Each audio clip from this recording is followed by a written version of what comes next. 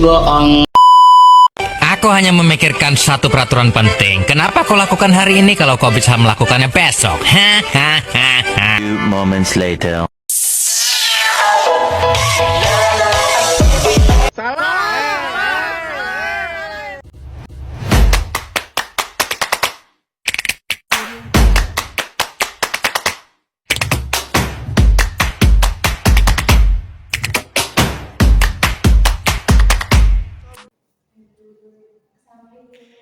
Waalaikumsalam Ibu dan Ibu Sakila ya.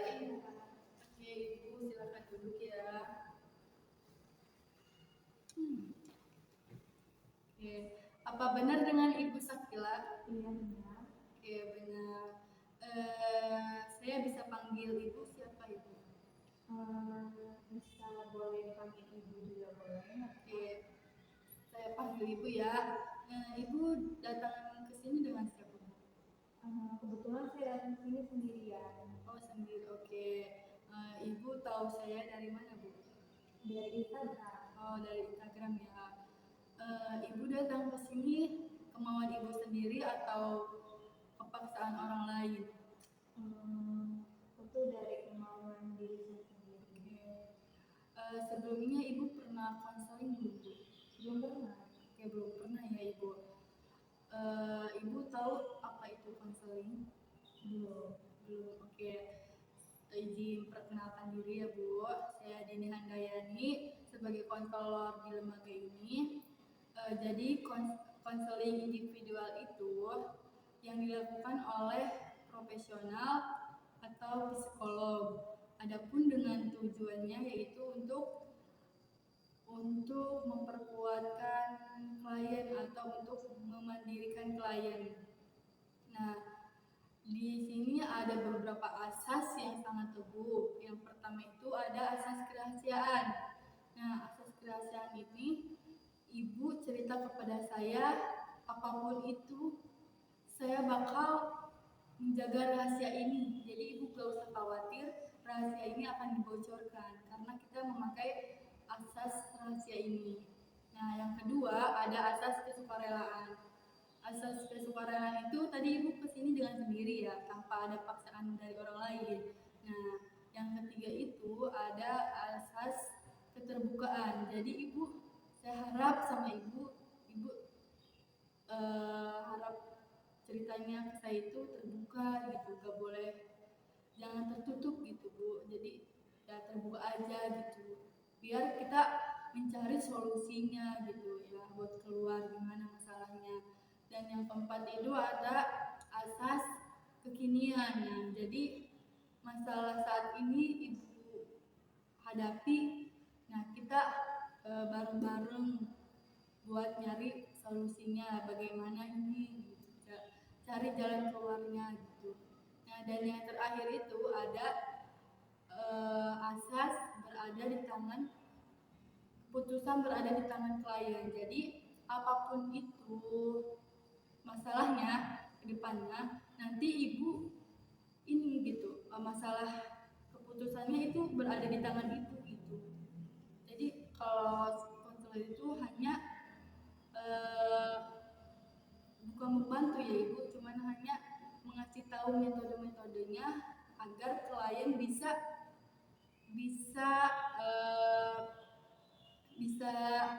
mandiri gitu atas punya masalah gitu. Jadi apapun itu akhirnya atau ujungnya nanti Ibu ini gitu, apa sih, keputusannya berada di tangan Ibu gitu.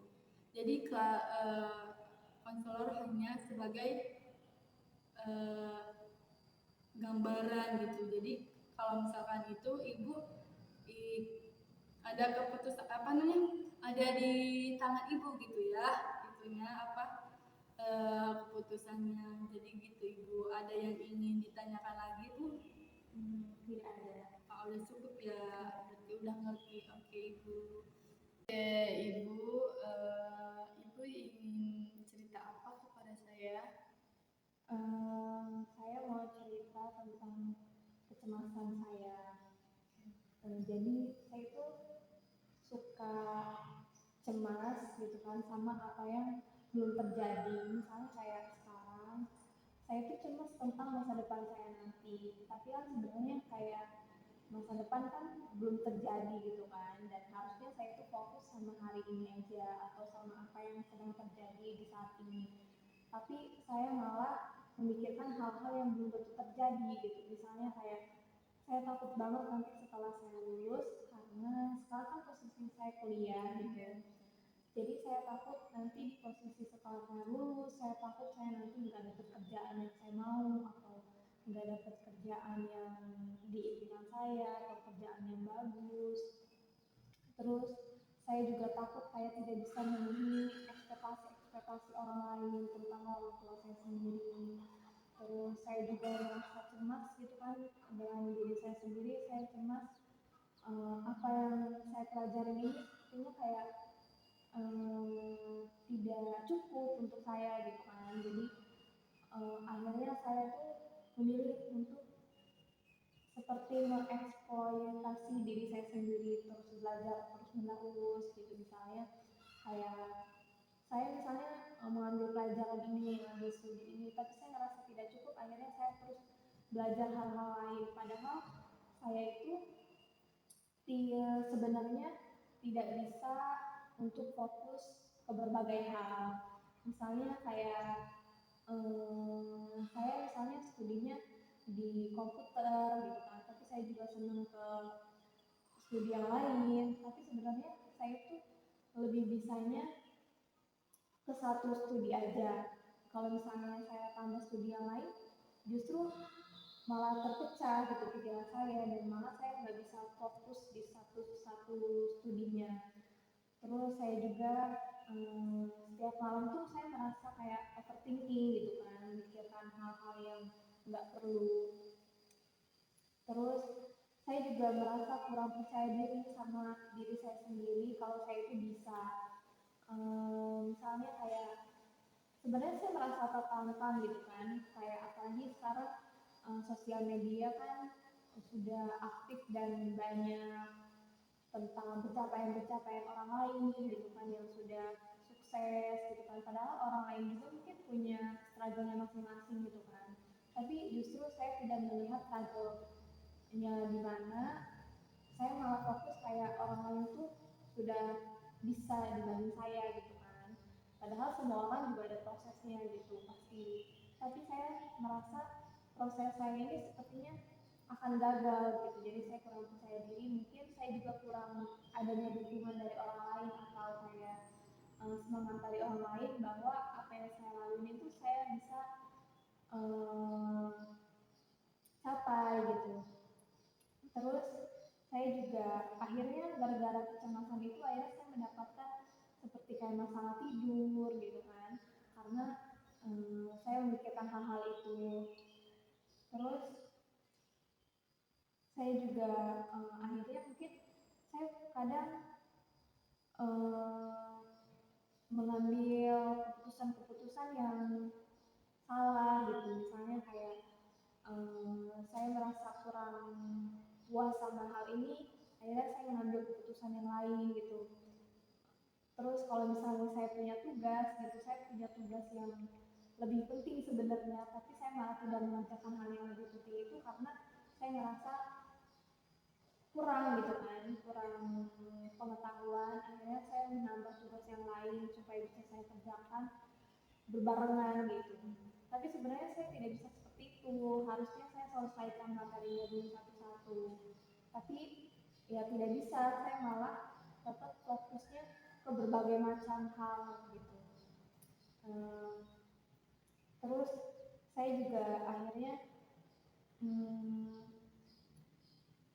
memiliki konflik dengan diri saya sendiri gitu kan. Jadi saya merasa kalau saya ini harus belajar banyak hal supaya bisa seperti orang lain gitu. Terus saya juga harus belajar menekan diri saya sendiri gitu supaya saya bisa lebih sukses dari orang lain gitu. Padahal kan itu sebenarnya tidak baik menekan diri sendiri gitu kan.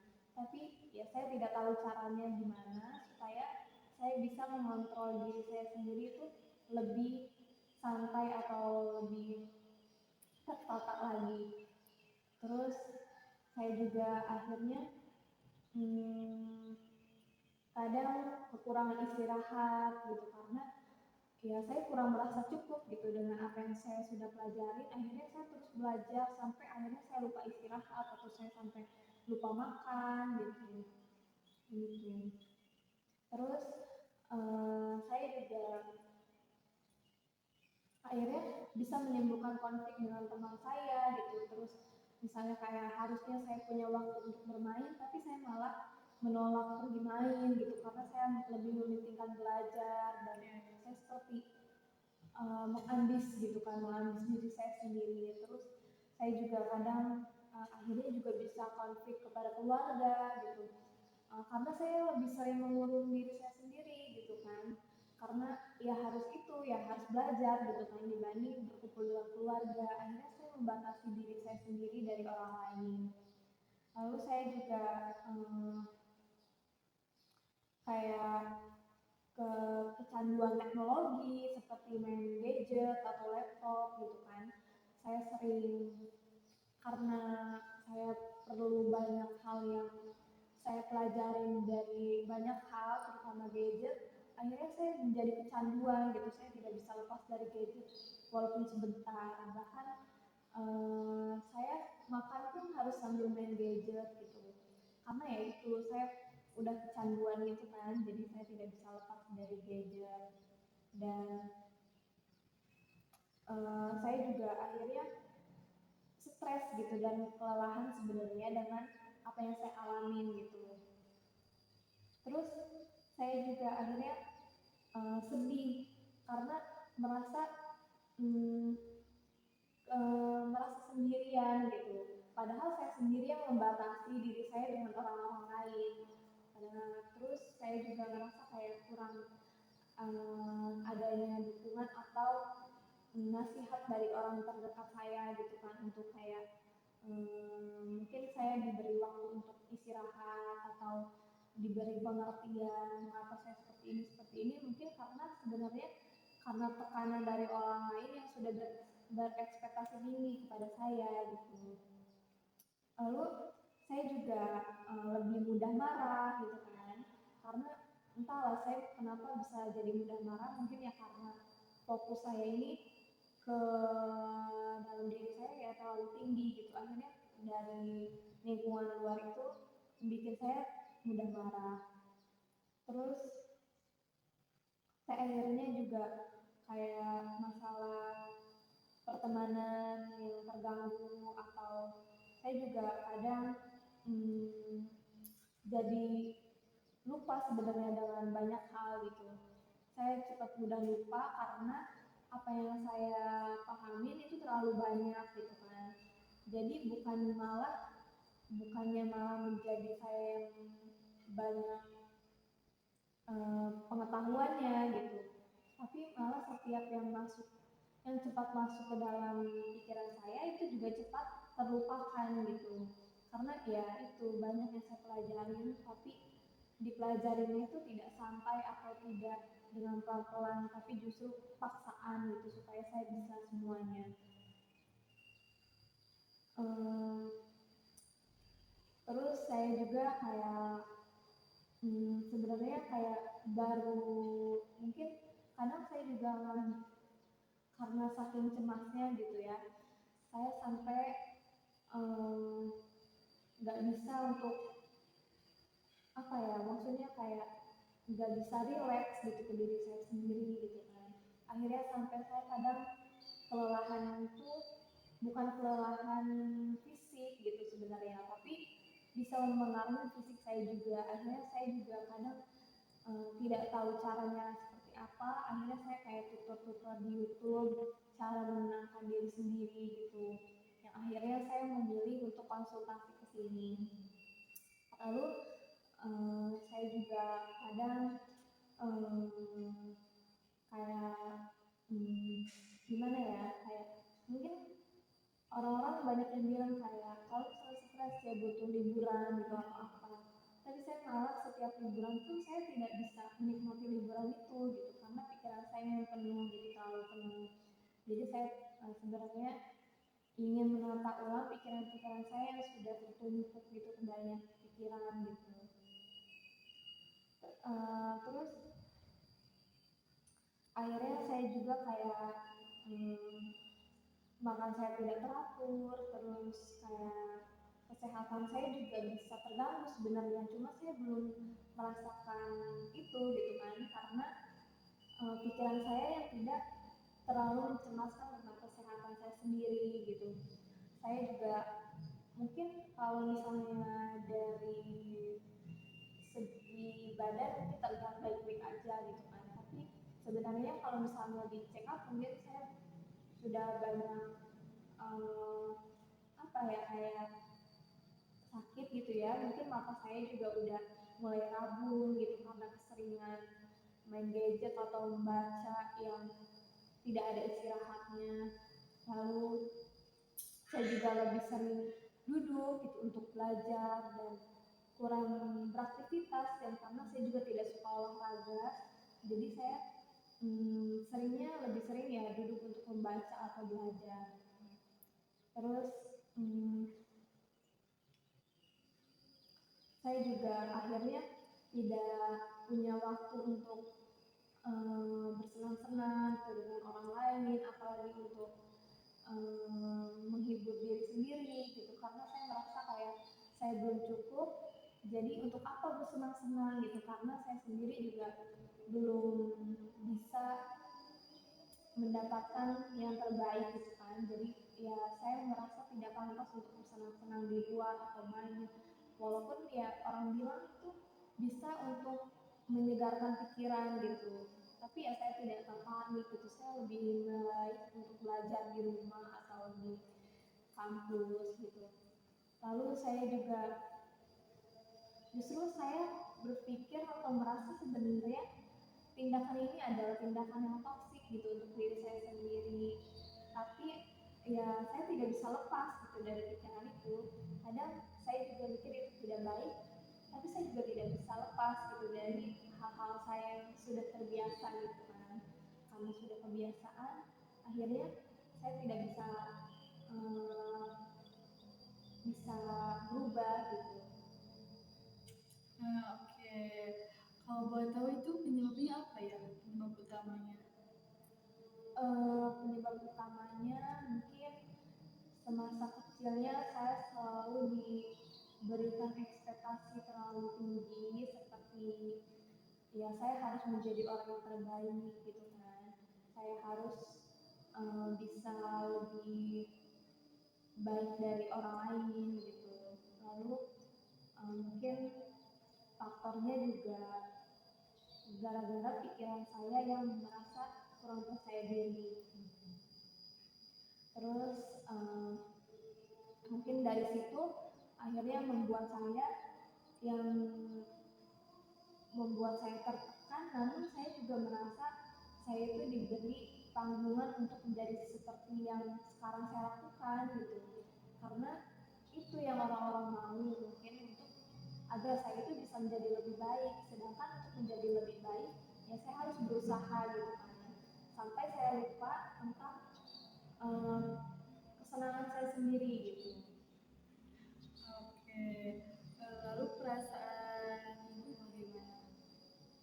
Sebenarnya perasaan yang saya rasakan adalah tidak ada rasa senang sama sekali, dan bahkan saya sudah eh, apa ya, mungkin sudah lebih sering cemas gitu dengan kegiatan yang saya lakukan, atau setiap malam saya malah cemas, bahkan saya sudah tidak pernah ngobrol dengan orang lain, ngobrol dengan orang tua atau teman-teman saya, jadi saya sudah tidak ada kayak perasaan senang dari luar.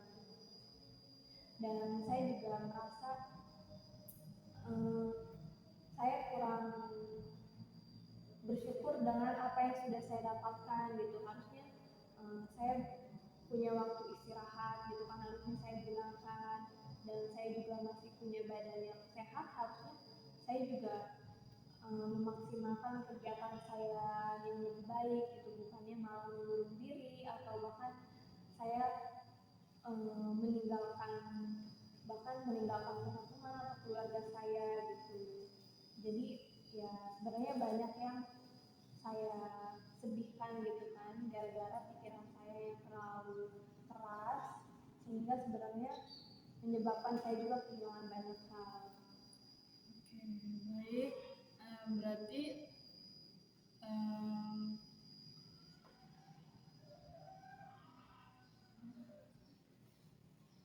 coba matiin tak. Ada suara aja. Jadi ibu itu harus punya planning atau susunan gitu ya, biar ibu itu ini belum tuntas, terus ini belum tuntas juga. Jadi lebih baik ibu bikin susunan gitu. Misalkan ibu ini udah belum selesai, jadi ibu harus punya target gitu ya. Ini harus selesai ini saat ini juga gitu. Seperti itu ibu. Oke, tadi kan sebelumnya kan tadi katanya ibu menjelaskan materi ini belum selesai, terus selanjutnya pindah lagi. Nah, jadi saya memberi contoh ya. Jadi gini bu, ibu sebelum mengerjain atau melakukan hal apapun itu, ibu harus punya target. Jadi misalkan ibu mau ngerjain ini, mau ngerjain tugas, ya bu ya. Jadi ibu sebelum mau pindah ke selanjutnya itu, ibu harus tuntasin tugas yang ini dulu. Nah, seperti itu ibu contohnya. Jadi kamu tuh pasti bisa gitu ya. Jadi orang yang apa orang tua kamu ekspektasiin gitu. Jadi kamu harus lebih semangat lagi gitu untuk kedepannya.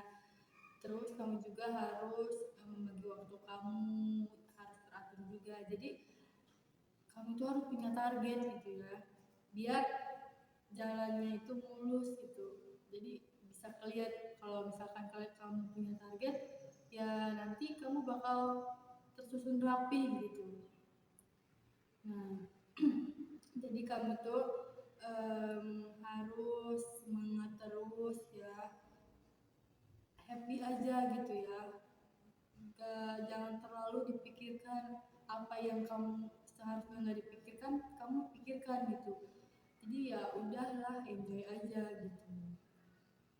Lebih semangat lagi ke depannya gitu. Masih banyak hal-hal yang belum kamu cobain kan gitu. Jadi jangan lemah gitu dengan pikiran yang kamu ada gitu. Jadi kamu harus mikir ke depannya, lebih semangat lagi, lebih fokus lagi gitu. Lebih ceria lagi, lebih bisa mengatur waktu lagi gitu. Dan supaya kamu bisa menjadi apa yang orang tua kamu mau gitu. Biar orang tua kamu itu berekspektasi. Oke, jadi kamu bisa nanti sebelumnya kan kamu punya trauma sama orang tua atau takut berbicara sama orang tua. Nah, adanya kursi kosong ini, kamu bisa bisa bahwa orang tua kamu ada di sini gitu, bapak kamu. Jadi adanya kursi kosong itu bisa kamu biar ini gitu, biar bicara sama orang tua kamu. Jadi ini kamu bayangin aja orang tua kamu. Gitu. Oke. Langsung aja nih. Pak, sebelumnya aku minta maaf karena aku udah banyak menutup diri dan menutup hubungan kita selama ini, karena aku yang terlalu sibuk atau aku yang terlalu fokus sama diri aku sendiri sampai aku lupa waktu untuk kumpul keluarga atau ngobrol sama bapak. Terus aku juga mau minta maaf karena aku udah sering kayak cuekin bapak gitu, ataupun aku nggak ngasih akses ke bapak untuk hubungin aku gitu. Bukan karena apa-apa, karena aku mau fokus sama diri aku sendiri dulu sebelumnya. Tapi karena aku yang terlalu berlebihan, akhirnya aku yang malah bikin hubungan kita jadi nggak baik, hubungan kita jadi renggang. Tapi aku juga mau ngungkapin kalau aku tuh kayak gini mungkin karena bapak dan mama yang udah berharap terlalu tinggi kalau aku tuh bisa harus gitu jadi orang yang paling paling perfect, tapi sebenarnya aku nggak bisa, sampai akhirnya aku yang memaksa diri aku sendiri atau bikin aku tuh harus berjuang sendirian terus tanpa adanya dukungan dari kalian, dan kalian tuh cuma bisa nyuruh aku untuk tahu hasilnya aja.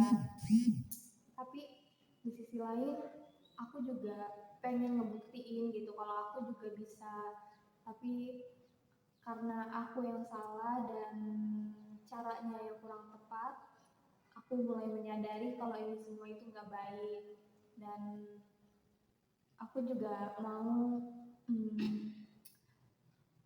memperbaiki diri setelah ini dan mau mulai hubungan lebih baik lagi dengan orang tua aku, dengan teman-teman terdekat aku juga, karena ya aku tahu bahwa aku nggak akan bisa hidup sendirian dan berjuang sendirian tanpa dukungan dari orang-orang terdekat. Aku juga bakal mulai menerima atau mulai berinteraksi dan menerima nasihat-nasihat dari orang yang terdekat, dan bukan malah aku yang cari solusi sendirian, padahal kayaknya kalau misalnya aku minta solusi kepada orang lain tuh kayaknya orang lain juga bisa kasih, tapi karena aku yang terlalu mengekang diri aku sendiri dan menganggap aku bisa mencari solusi sendiri, akhirnya ya aku egois dan nggak percaya sama orang lain. Baik, tadi kan sudah dibayangkan kan gimana rasanya. Jadi saya sedikit nasihat untuk ibu. Jadi untuk kedepannya ibu itu harus kayak belajar berinteraksi sama orang, terus keluar, apa sih, dengan biar ibu supaya happy gitu tuh, kayak kegiatan kecil gitu, jangan mengurung diri gitu ya ibu. Jadi ibu harus keluar gitu ya, menikmati suasana yang baru atau mencari hal-hal baru gitu, supaya ibu kedepannya lebih baik lagi gitu. Jadi ibu itu harus, entah itu ibu harus keluar atau ngobrol sama orang lain ataupun yang bisa menyenangkan ibu gitu, biar ibu tidak terpuruk gitu. Iya baik, mungkin setelah dari sini saya akan mencoba untuk keluar dan mulai berinteraksi lagi dengan orang-orang terdekat saya dan mulai uh, merelaksasikan pikiran saya gitu kan dengan orang lain, karena saya sudah terlalu sering menyendiri, akhirnya saya pun tidak bisa menyalurkan pikiran-pikiran saya gitu. Jadi mungkin setelah ini saya bakal mengikuti saran ibu untuk mengobrol dengan orang lain lagi dan berinteraksi dengan orang lain. Oke, saya harap ibu bisa datang kembali ke sini dan informasi dulu sebelumnya agar saya tahu tindak lanjut perkembangan ibu dan kemajuan ibu, yang setelah tadi saya kasih metode-metodenya ke ibu, apakah itu ada perubahan atau ada kemajuan gitu. Nah nanti ibu setelah itu dipakai metode saya ya, setelah itu sedikit demi sedikit dicoba gitu. Sebelumnya saya pribadi minta maaf jika ada kesalahan, tolong dimaafkan. Nah kurang lebih maaf ya ibu. Oke, terima kasih ya ibu sudah mempercayai saya sebagai konselor. Ibu terima kasih.